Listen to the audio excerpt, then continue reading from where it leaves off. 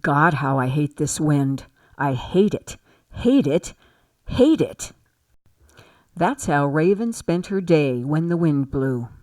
One particularly windy day, she was crouching in her nest when she looked up and noticed the leaves on the tree she was sitting in. They were merrily dancing around in the gale. The wind didn't seem to be bothering them one bit.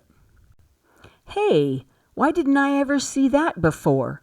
The leaves have given me the answer I've been looking for.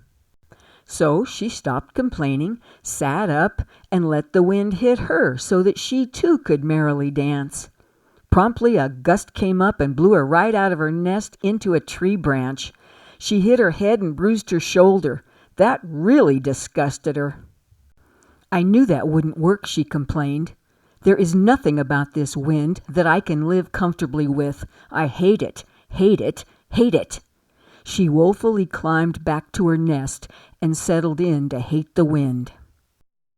The wind kept blowing and she kept hating. She shut her eyes tightly and crouched even further down in her nest than usual. If only the wind wouldn't blow, then I could be content. But the wind didn't stop. It blew extra long that day. It blew so long that she got a cramp in her foot and had to stand up suddenly in pain. Ouch! Oh, how I hate! But before she could finish, the wind caught her wing and knocked her out of her nest again into the same branch. Now, hitting her head had hurt the first time, but this time it was a bruise on top of a bruise.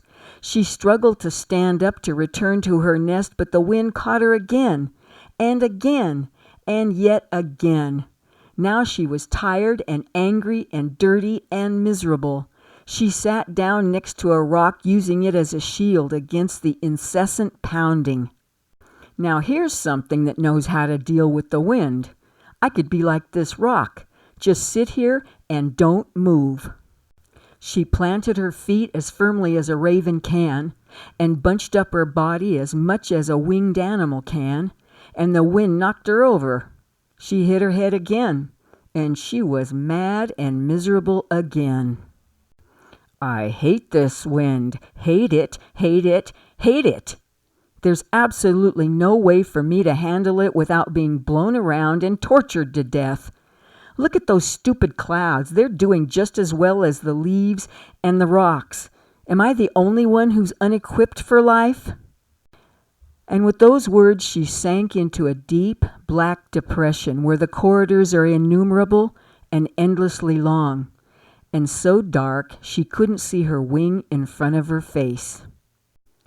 She soon realized she was only beginning to know misery. What she had thought was misery before was nothing compared to this. She sank deeper.